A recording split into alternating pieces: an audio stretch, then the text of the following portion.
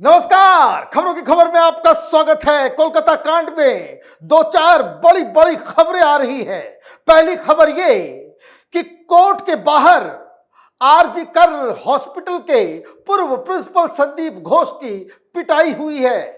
Court के अंदर इतना बवाल मचा है कि जज साहब को बीच में इंटरवीन करना पड़ा। मतलब लोगों की नाराजगी सातवें आसमान पे है। ममता बनर्जी लाख कोशिशें कर रही है, लेकिन पब्लिक ओपिनियन जरा सा भी बदल नहीं रहा है। लेकिन इससे भी बड़ी खबर इस केस से जुड़ी हुई है कि सीबीआई ने यह खुलासा किया है कि इस तमाम केस में जिस तरीके से चीजों को बदला जा रहा था, सबूत मिटाए जा रहे थे, इसका मास्टरमाइंड कोई और था। एक विदेशी सिम कार्ड का पता चला है जो शायद ढाका से या दुबई से वो सारी चीजों को मैनेज कर रहा था। मतलब ये कि सीबीआई की इन्वेस्टिगेशन में एक कोई इनविजिबल हैंड के बारे में मालूम चला है। कौन है वो व्यक्ति, उसकी तलाश हो रही है। दिल्ली से लेकर के कोलकाता तक एजेंसियां उस शख्स को ढूंढने में लग गई है। और साथ ही साथ सीबीआई के हवाले से यह भी खबर आ रही है कि डेड बॉडी को जिस तरीके से ट्रीट किया गया, सबूत कलेक्ट किए गए, जिस तरीके से अंतिम संस्कार किया गया, उसमें कई सारे कानूनी पहलू को नजरअंदाज किया है। मतलब ये केस धीरे धीरे पेचीदा होता चला जा रहा है। जो शक सोशल मीडिया पे और साथ ही साथ प्रोटेस्ट कर रहे डॉक्टर्स लोगों के द्वारा जो सवाल उठाए गए कि मामला सिर्फ एक मर्डर और रेप का नहीं है, बल्कि कुछ और माजरा इसके पीछे है जिसे सरकार और पुलिस छिपाना चाहती है। ये अब डायरेक्शन इन्वेस्टिगेशन का उस ओर चला गया है। लेकिन पहले बात करते हैं कि आज किस तरीके से संदीप घोष की कोर्ट के अंदर पिटाई हो गई। क्या खबर आई है। Doctor Sandip Ghosh, former principal of RG Kar medical college and hospital, was assaulted while he was being produced in the court. A huge crowd had gathered at the court. Sandeep Ghosh, was assaulted while being escorted to the courtroom for protection. He, however, did not sustain any injury. Inside the courtroom too, a few persons had become aggressive and tried to reach him in the witness box while hurling abuses. The judge directed him to come out of the witness box and stand near him, away from the reach of the people, said a lawyer present in the courtroom. इतनी घृणा, इतना गुस्सा इस principal के प्रति है। भीड़ जमा हो गई थी कोर्ट रूम के बाहर। तमाम सुरक्षा कर्मी उसे एस्कॉर्ट करके ले जा रहे थे। इस दौरान किसी ने धक्का मुक्की की और पिटाई की, कोई झापड़ मारने की कोशिश की। और जब उसको अंदर ले जाया गया तो कुछ लोग कोर्ट के अंदर भी घुस गए, जज सामने बैठे हुए, लेकिन फिर भी लोग इतने एग्रेसिव गालियां दे रहे हैं, उसके पास पहुंचने की कोशिश कर रहे हैं। जब उसे विटनेस बॉक्स में खड़ा किया गया था, जज साहब मामले की नजाकत को देखते हुए उन्होंने विटनेस बॉक्स से संदीप घोष को बाहर बुलाया और यह कहा, मेरे पास आकर के खड़े हो जाओ, ताकि लोग वहां तक पहुंच ना सके। तो ये नाराजगी है। इससे एक बात समझ में आ रही है कि कोर्ट के सामने, सिक्योरिटी फोर्सेस के सामने लोग उसके ऊपर हमलावर हैं। ये बता रहा है कि ममता बनर्जी ने किस तरीके से बंगाल में ऐसा सिचुएशन क्रिएट कर दिया कि लोगों का विश्वास जो है वो हिल चुका है। लोगों को लग रहा है कि इन्हें बचाने की कोशिश की जा रही है।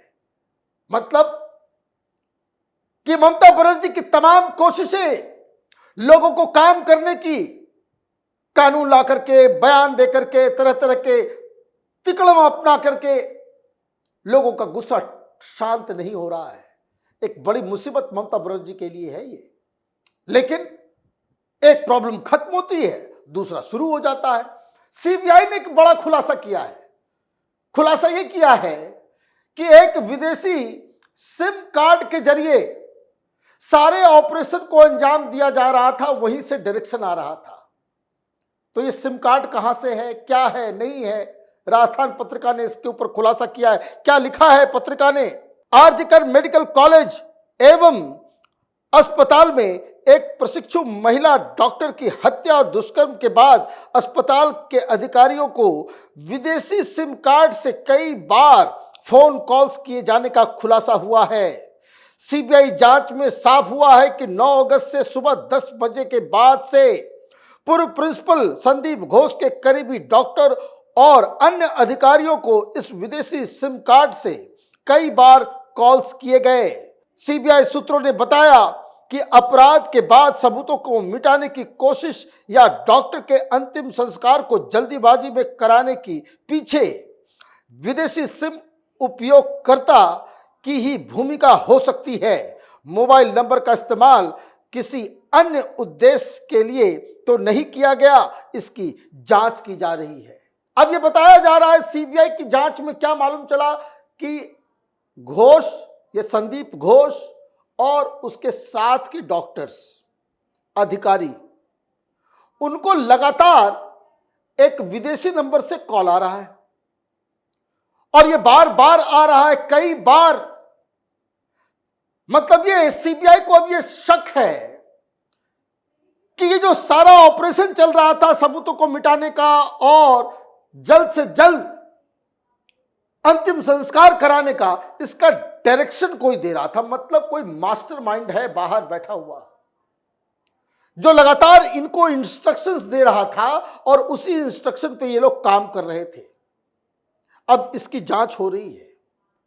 क्या कहा गया है इसके बारे में? डॉक्टर की हत्या में सिम प्रयोग करने वाला व्यक्ति बहुत ही प्रभावशाली व्यक्ति हो सकता है। वह इस मामले में सीधे तौर पर शामिल ना होने के बावजूद किसी पुलिस अधिकारी की भी साया इस घटना के पीछे हो सकती है।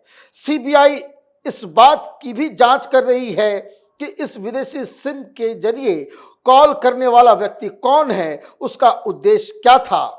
सच सामने लाने के लिए इस मामले की गहराई से जांच की जा रही है। सीबीआई के सोर्स बता रहे हैं कि कोई ये जो विदेशी सिम इस्तेमाल जो व्यक्ति कर रहा है, जो लगातार इंस्ट्रक्शंस दे रहा था, वो बहुत ही प्रभावशाली व्यक्ति है। अब सीबीआई उस प्रभावशाली व्यक्ति को ढूंढने में लग गई है, क्योंकि इसका क्या मतलब है कि पहले कॉल नहीं हो रहा था, अचानक से इस घटना के बाद से लगातार कॉल्स किए जा रहे हैं, लगातार कॉल हो रहा है, इससे जुड़े हुए लोगों को कॉल किया जा रहा है। तो कैसे पता लगाया जाए ये विदेशी सिम का कनेक्शन कहां से है, क्या है, नहीं है? तो बताया ये जा रहा है कि सीबीआई ने गृह मंत्रालय को इसकी सूचना दी है। मतलब अब केंद्र सरकार की गृह मंत्रालय के तरफ से इस नंबर की जांच पड़ताल की जाएगी। मतलब आईबी रॉ सारे लोगों को इसके पीछे लगाया जाएगा। क्या कहा गया? सीबीआई के एक अधिकारी ने बताया कि हत्या में इस्तेमाल हुई सिम दुबई या फिर बांग्लादेश का हो सकता है। इस नंबर को केंद्रीय गृह मंत्रालय को भेजा गया है ताकि यह पता लगाया जा सके कि यह सिम किसके नाम पर है और कहां से लाया गया। अधिकारियों ने बताया कि ऐसी घटनाओं में विदेशी सिम का इस्तेमाल इसलिए किया जा गया क्योंकि संदिग्ध कृत्य को छुपा रहा है। विदेशी कंपनियां ग्राहक की जानकारी साझा नहीं करती है। अक्सर विदेश से प्रीपेड सिम खरीदकर उसे भारत में इस्तेमाल किया जाता है। यह तरीका पहले भी विभिन्न जांचों में सामने आ चुका है। दुबई या बांग्लादेश, यहां से यह सिम को लिया गया है और लगातार ये एक मॉडस ऑपरेंडी है कि जो संदिग्ध व्यक्ति है अपनी पहचान छुपाने के लिए वो लगातार उस सिम का इस्तेमाल करता है, विदेशी नंबर का इस्तेमाल करता है। और जो प्राइवेट कंपनियां होती हैं जो विदेश में बैठी हुई हैं, उनसे आप मांगोगे कि भाई किसने लिया, किसका है, नहीं है, तो वो बताते नहीं है। मतलब एक प्री प्लान तरीके से इस पूरे घटनाक्रम को अंजाम दिया गया है और इसलिए शक जो है और गहराता जा रहा है। अब केंद्रीय सरकार भी केंद्रीय गृह मंत्रालय भी इसमें इन्वॉल्व हो रहा है। मतलब ये जांच का विषय मामला ममता बनर्जी के लिए और मुसीबत खड़े करेगा। मालूम चला कि कोई बड़ा नेता या कोई बड़े व्यक्ति जिसका अलग अलग जगहों से, अलग अलग लोगों से, प्रभावशाली व्यक्तियों से उसका रिश्ता निकलता है, तो ये प्रभावशाली व्यक्ति के चक्कर में टीएमसी की बहुत बद पिटने वाली है। लेकिन सीबीआई ने और भी कई सारे खुलासे किए हैं। कोर्ट में क्या बताया जा रहा है, सीबीआई क्या कह रही है, उसके बारे में थोड़ी सी जानकारी ले लीजिए। सीबीआई के अधिकारियों का कहना है कि महिला डॉक्टर के शव से नमूने इकट्ठा करने से लेकर अंतिम संस्कार तक की प्रक्रिया में कई गलतियां हुई हैं। इससे इस बात का शक है कि कहीं जांच में जानबूझकर रुकावट तो नहीं डाली गई। शुरुआती दौर में ऐसा लग रहा था कि जल्दीबाजी में कुछ गलतियां हुई, लेकिन अब लगता है कि इसके पीछे किसी अनुभवी दिमाग की योजना हो सकती है। अब सीबीआई के अधिकारी क्या कह रहे हैं कि शुरू ये लगा कि घटना घट गई, किसी की मौत हो गई, चलो भाई जल्दी जल्दी कर देते हैं, जल्दी जल्दी में पुलिस से, अधिकारियों से कुछ गलतियां हो गई होगी। लेकिन अब सिम कार्ड भी समझ में आ रहा है किसी अनुभवी व्यक्ति का। अब ऐसा लग रहा है कि डेलिबरेटली